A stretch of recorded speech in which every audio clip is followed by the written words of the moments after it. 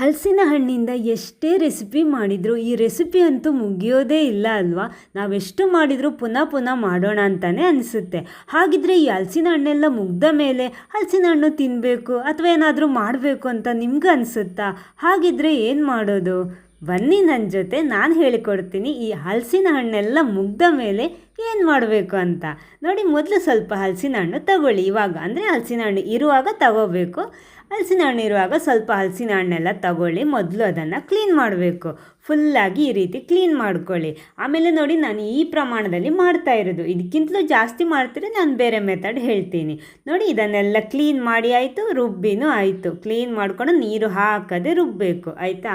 ನೋಡಿ, ರುಬ್ಬಿ ಆಯ್ತಲ್ವಾ. ನೆಕ್ಸ್ಟ್ ಒಂದು ಪ್ಯಾನ್ ಬಿಸಿ ಮಾಡ್ಕೊಳ್ಳಿ. ಸ್ವಲ್ಪ ತುಪ್ಪನೂ ಸೇರಿಸ್ಕೊಳ್ಳಿ. ಈ ರೆಸಿಪಿಗೆ ಜಾಸ್ತಿ ತುಪ್ಪ ಕೂಡ ಬೇಡ, ಆಯಿತಾ? ಸ್ವಲ್ಪ ಸ್ವಲ್ಪ ತುಪ್ಪ ಸಾಕು. ಇನ್ನು ನಾವು ರುಬ್ಬಿಟ್ಟಿರುವಂಥ ಎಲ್ಲ ಹಲಸಿನ ಹಣ್ಣನ್ನು ಇದಕ್ಕೆ ಪ್ಯಾನಿಗೆ ಹಾಕ್ಕೊಳ್ಳಿ. ಹಾಕ್ಕೊಂಡ್ಬಿಟ್ಟು ಮೀಡಿಯಮ್ ಟು ಲೋದಿಂದ ಮೀಡಿಯಮ್ ಫ್ಲೇಮ್ಗೆ ಕನ್ವರ್ಟ್ ಮಾಡಬೇಕು. ಜಾಸ್ತಿ ಅಂದರೆ ಮೀಡಿಯಮ್ ಫ್ಲೇಮಲ್ಲಿ ಇರಬೇಕು. ಇಷ್ಟೇ ಕೆಲಸ. ಇದನ್ನು ಕೈ ಆಡಿಸೋದು, ಒಂದು ಗಟ್ಟಿ ಸೌಟು ತಗೊಳ್ಳಿ. ಸ್ವಲ್ಪ ಸ್ಟ್ರೆಂತ್ ಬೇಕು ಅಂತೇಳಿ ಅಷ್ಟೇ. ಇದೇ ರೀತಿ ಮಿಕ್ಸ್ ಮಾಡ್ತಾ ಬರಬೇಕು. ನೋಡಿ, ಸ್ವಲ್ಪ ಅಂದರೆ ಇದು ಫುಲ್ಲು ತಳ ಬಿಟ್ಟು ಬರಬೇಕು. ಮೊದಲು ಈ ಹಲಸಿನ ಹಣ್ಣೆಲ್ಲ ಬೇಯಬೇಕು. ಈ ಮಧ್ಯ ಮಧ್ಯಕ್ಕೆ ಸ್ವಲ್ಪ ಸ್ವಲ್ಪ ತುಪ್ಪ ಸೇರಿಸ್ತಾ ಹೋದರೆ ಸಾಕು, ಆಯಿತಾ? ಜಾಸ್ತಿ ಏನು ಬೇಡ. ನೋಡಿ, ಇದೇ ರೀತಿ ಮಾಡಿ. ಇವಾಗ ಹಲಸಿನ ಹಣ್ಣೆಲ್ಲ ಬೆಂದಾಯ್ತಲ್ವಾ. ಇನ್ನು ಇದಕ್ಕೆ ಬೆಲ್ಲನ ಸ್ವಲ್ಪ ಪಾಕ ಮಾಡಿ ಇಟ್ಕೊಂಡಿದ್ದೆ, ಅದನ್ನು ಸೋಸಿ ಈ ರೀತಿ ಹಾಕ್ಕೊಳ್ಳಿ.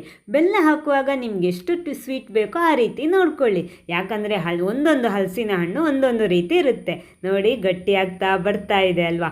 ಆಮೇಲೆ ಇದು ಸ್ವಲ್ಪ ಜಾಸ್ತಿ ಮಾಡ್ತೀರಿ ನೀವು, ಗ್ಯಾಸಲ್ಲೆಲ್ಲ ಮಾಡಬೇಡಿ, ಆಯಿತಾ? ಅದು ಕಟ್ಟಿಗೆ ಒಲೆಯಲ್ಲೇ ಮಾಡಬೇಕಷ್ಟೆ. ಯಾಕಂದರೆ ಇದು ಸ್ವಲ್ಪ ಜಾಸ್ತಿ ಟೈಮ್ ತಗೊಳ್ಳುತ್ತೆ. ನೋಡಿ, ಇದೇ ರೀತಿ ಮಿಕ್ಸ್ ಮಾಡ್ತಾ ಬರಬೇಕು.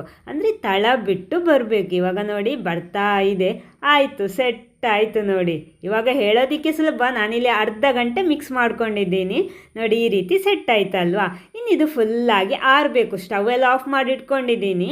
ಫುಲ್ಲಾಗಿ ಆರಬೇಕು, ಅದಕ್ಕಿಂತ ಮುಂಚೆ ಮುಟ್ಟಬೇಡಿ. ನೋಡಿ, ಇವಾಗ ಫುಲ್ಲಾಗಿ ಆರಿದೆ. ಇವಾಗ ಸೆಟ್ ಆಯಿತು. ಇನ್ನು ಇದನ್ನೊಂದು ಗಾಜಿನ ಬಾಟ್ಲಲ್ಲೋ ಸ್ಟೀಲ್ನ ಬಾಟ್ಲಲ್ಲೋ ಅಂದರೆ ಗಾಳಿ ಹೋಗೋದಂಥ ಟೈಟ್ ಆಗಿರುವಂಥ ಒಂದು ಬಾಕ್ಸಲ್ಲಿ ಹಾಕ್ಕೊಂಡ್ಬಿಟ್ಟು ಫ್ರಿಜ್ಜಲ್ಲಿ ಸ್ಟೋರ್ ಮಾಡಿಬಿಟ್ರೆ ನಿಮಗೆ ಯಾವಾಗ ಬೇಕು ಆವಾಗ ಹಲಸಿನ ಹಣ್ಣು ಬೇಕಿದ್ರೆ ಇದನ್ನು ಹಾಗೆ ತಿನ್ಬೋದು, ಜಾಮ್ ಥರ ಉಪಯೋಗಿಸ್ಬೋದು.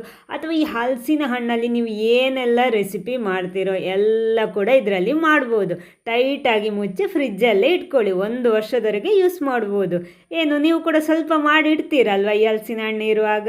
ಹಾಗಿದ್ರೆ ಮಾಡಿ ರೆಡಿ ಮಾಡಿ ಇಟ್ಕೊಳ್ಳಿ. ಇನ್ನೊಂದು ವೆರೈಟಿ ರೆಸಿಪಿ ಜೊತೆ ಬರ್ತೀನಿ. ಆಮೇಲೆ ಈ ಪೇಜ್ ಕೂಡ ಒಂದು ಫಾಲೋ ಮಾಡಿ ಇಟ್ಕೊಳ್ಳಿ, ಆಯಿತಾ? ಇನ್ನೂ ವೆರೈಟಿ ಟೇಸ್ಟಿ ಹೆಲ್ದಿ ರೆಸಿಪಿ ಬರ್ತಾ ಇರುತ್ತೆ. Okay, thank you.